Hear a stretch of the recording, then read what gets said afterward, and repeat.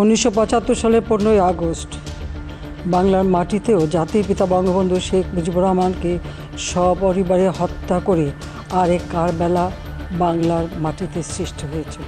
August মানেই টিভির পর্দায় কালো শাড়ি পরে শেখ হাসিনার কাদো কাদো গলায় ভাষণ।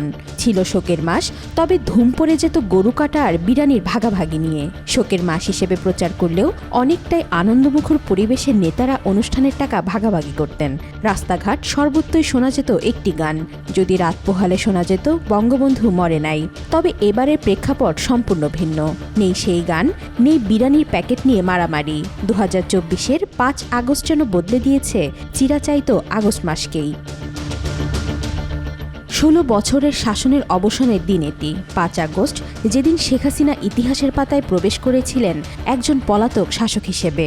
নিজের দেশে গণ আন্দোলনের চাপে পড়ে ছোট বোন শেখ রেহানাকে সঙ্গে নিয়ে সামরিক বিমানে করে আশ্রয় নিয়েছিলেন প্রতিবেশী দেশ ভারতের মাটিতে।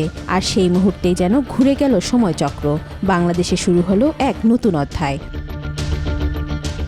শিক্ষার্থীদের নেতৃত্বে গড়ে ওঠা বৈষম্যবিরোধী ছাত্র আন্দোলনের লং মার্চ টু ঢাকা একদিন এগিয়ে আনায় তৈরি হলো এক ভয়াবহ বাস্তবতা, যার ফলশ্রুতিতে সরকারি কারফিউ উপেক্ষা করে 5 আগস্ট ভোর থেকে ঢাকায় ঢুকতে শুরু করে হাজার হাজার মানুষ।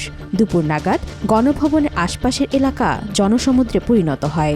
আইনশৃঙ্খলা রক্ষাকারী বাহিনীও এত মানুষের বিপক্ষে দাঁড়াতে অক্ষম হয়। শেষ পরিণতি হিসেবে বিকেলে রাষ্ট্রপতির কাছে পদত্যাগপত্র জমা দেন শেখ হাসিনা। দেশের মাটি ছাড়ার মুহূর্তেও তার পাশে ছিলেন ছোট বোন শেখ রেহানা। বিকেলেই সামরিক হেলিকপ্টারে চড়ে সীমান্ত পেরিয়ে প্রতিবেশী ভারতে পাড়ি জমান 2 বোন। তাদের গন্তব্য রাজনৈতিক আশ্রয়ের জন্য নয়াদিল্লি। শেখ হাসিনার দেশত্যাগের খবর ছড়িয়ে পড়তে বিক্ষোভরত মানুষ দুপুর 2:30-এর দিকে গণভবনে ঢুকে পড়ে।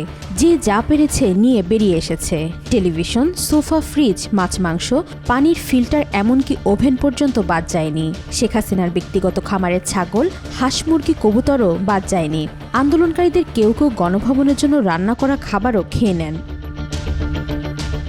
5 আগস্ট বাংলাদেশের মানুষের কাছে প্রায় 1400 শহীদের আত্মত্যাগের দিন, আনন্দের দিন, উদযাপনের দিন, স্বৈরশাসকের হাত থেকে মুক্তি পাওয়ার দিন। তবে প্রশ্ন রয়ে গেছে, যখন পুরো জাতি স্বাধীনতার মতো 5 আগস্ট উদযাপন করছেন, তখন কি অবস্থায় দিন কাটাচ্ছেন পলাতক সাবেক প্রধানমন্ত্রী শেখ হাসিনা? নয়াদিল্লির নিরাপদ আবাসে বসে কি ভাবছেন তিনি? 15 বছরের একচ্ছত্র শাসনের ভাঙন, নাকি করছেন অন্য কোনো পরিকল্পনা?